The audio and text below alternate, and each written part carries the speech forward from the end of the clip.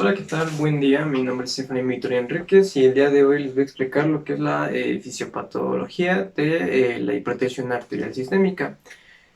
Como tal, pues bueno, vamos a hacer esta práctica un poquito más dinámica, pues para así poder llegar a entender tal vez un poquito mejor en qué consiste esta enfermedad. Para esto, pues es importante iniciar con pues lo que es la presión arterial, la cual pues como ejemplo tengo esta botella, en este caso, la cual pues es la fuerza que ejerce la sangre sobre las paredes arteriales al circular por el mismo organismo. Como podemos ver aquí, tendríamos lo que es una arteria, un vaso sanguíneo, en el cual pues podemos ver que fluye, ¿no?, lo que es la sangre. Para esta, pues la presión arterial pues va a ser medida con lo que tenemos como, conocido como lo es el baumanómetro, ¿no? El cual pues es este aparato que nos va a ayudar a medir lo que es la presión arterial diastólica, así como la sistólica.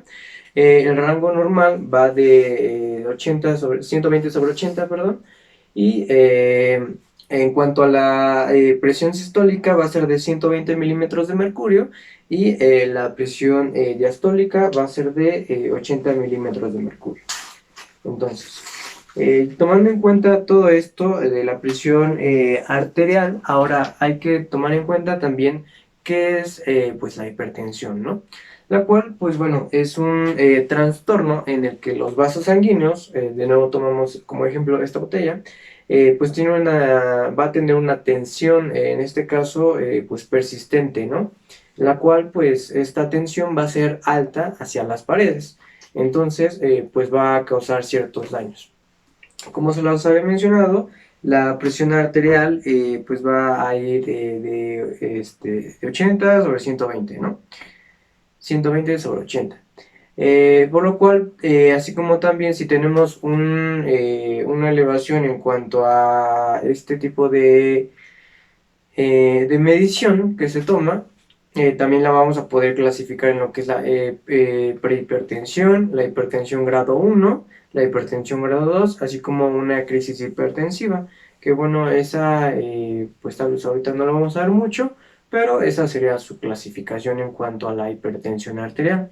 Dentro de esto, pues vamos a tener ciertos factores que van a intervenir intervienen sobre todo en la presión arterial.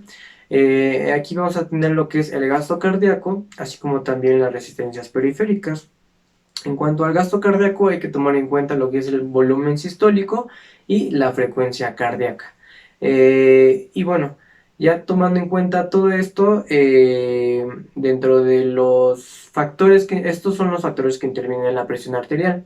Y vamos a tener otros factores, los cuales van a regular lo que es la presión arterial, la cual pues primeramente vamos a iniciar con lo que es el volumen intravascular, como lo podemos ver aquí. También vamos a tomar en cuenta lo que es el sistema nervioso autónomo. También hay que tomar en cuenta lo que es el sistema renina-angiotensina-aldosterona. Y finalmente vamos a tener lo que son los mecanismos vasculares, ¿sí? Entonces, bueno, primeramente vamos a ir con la explicación del volumen intravascular. Bueno, ¿en qué va a consistir este? Hay que tomar en cuenta que aquí este factor que va a regular la presión arterial, sobre todo nos vamos a basar en lo que es el sodio.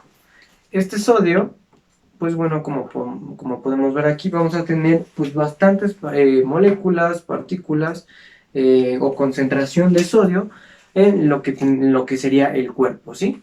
Sin embargo, hay que tomar en cuenta que el sodio se va a encontrar sobre todo en la parte extracelular del cuerpo, por así decirlo.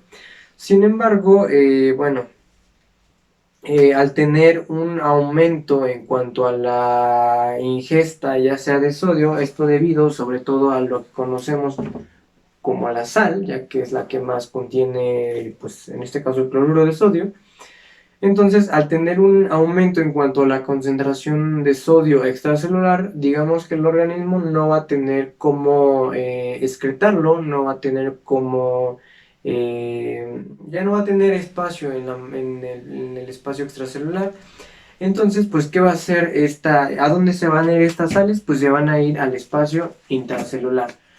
Entonces, al tener una elevación de sodio en el espacio intracelular, pues bueno, vamos a tener un aumento en el volumen intracelular, así como también vamos a tener un aumento en el volumen sistólico y un aumento en el gasto cardíaco. Entonces, al tener este aumento en el gasto cardíaco, por ende, vamos a tener un aumento en la presión arterial. Este es el primer factor que va a regular la presión arterial. Después vamos a seguir con lo que es el sistema nervioso autónomo. En este caso vamos a tener que el sistema nervioso autónomo pues se va a dividir en dos, lo cual pues es el sistema nervioso simpático así como el parasimpático. Y hay que tomar en cuenta también que este sistema nervioso vamos a tener ciertos receptores como lo son los alfa y beta adrenérgicos. Dentro de estos, pues vamos a tener que estos van a ayudar en cuanto a la recepción de ciertas catecolaminas, como lo es la adrenalina, la noradrenalina y la dopamina. Aquí sobre todo vamos a tener más importancia sobre todo a lo que es la noradrenalina, ya que este pues es un potente vasoconstrictor, en este caso la noradrenalina. ¿Y esta cómo se va a aumentar? Bueno, esta se va a aumentar sobre todo cuando tenemos presencia de lo que conocemos como el estrés. Cuando la persona está en estrés, va a aumentar la noradrenalina, por ende, la noradrenalina va a vasoconstruir pues los vasos sanguíneos y vamos a tener un aumento en cuanto a la presión arterial. Bueno, este es el segundo, como tal, factor que pues interviene en la regulación de la presión arterial y bueno, nos vamos a ir con lo que es el sistema renina-angiotensina-aldosterona. En este caso, pues, cómo se activa de manera natural. Se va a activar sobre todo cuando tenemos una presión arterial baja, una disminución en el filtrado glomerular, así como también un aumento de las catecolaminas, como lo es la adrenalina, noradrenalina o la dopamina.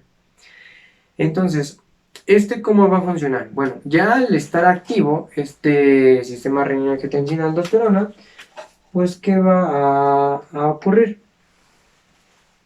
Pues bueno, vamos a tener que, hay que tomar en cuenta que va a liberar lo que es la renina, ¿no?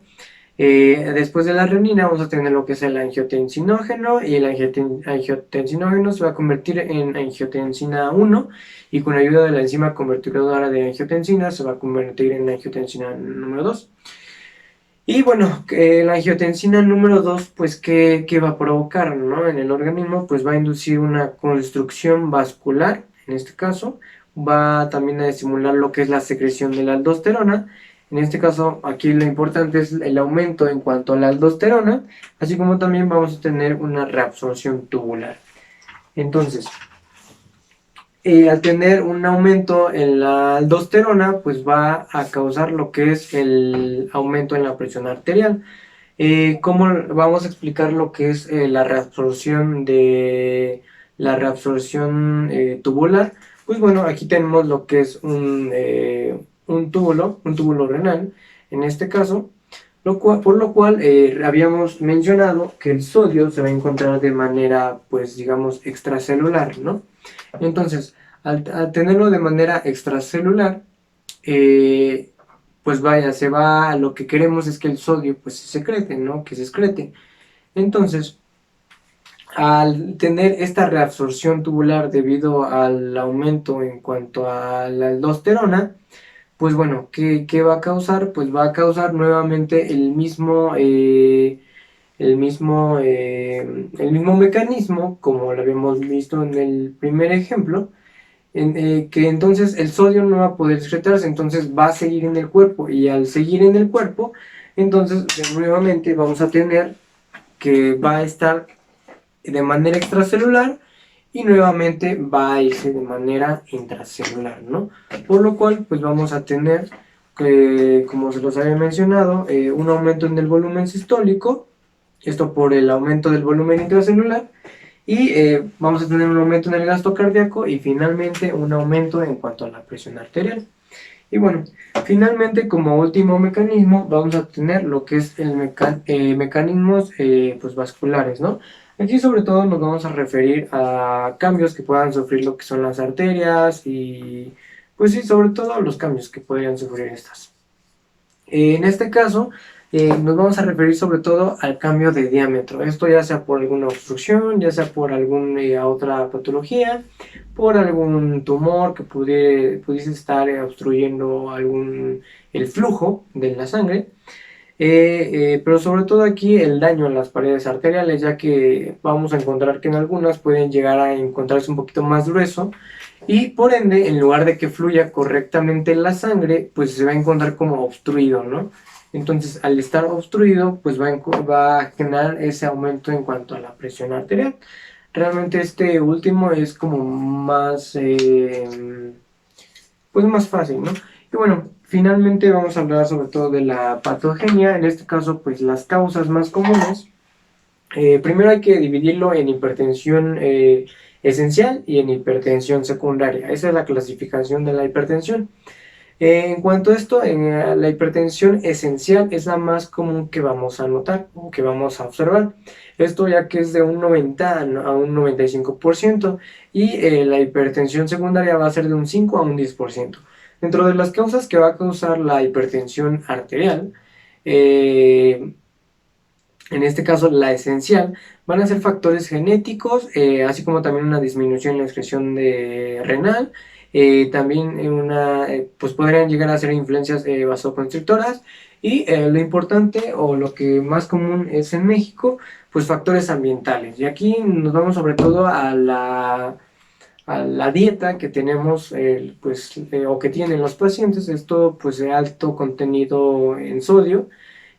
Sobre todo esto va a ser por altas ingestas en cuanto a la sal, así como también pues por falta de ejercicio, falta de toma de agua para poder excretar todo este sodio, así como también pues hay que tomar en cuenta pues la obesidad, ¿no? Que se va a estar generando en los pacientes, entonces se va a complicar un poquito más, pero bueno, en cuanto a la hipertensión secundaria, esta va a ser causada por hipertensión renal, esto ya sea por alguna estenosis que pudiese tener el paciente, así como también trastornos monogénicos, en este caso también tendremos defectos genéticos que entrarían en estos trastornos monogénicos.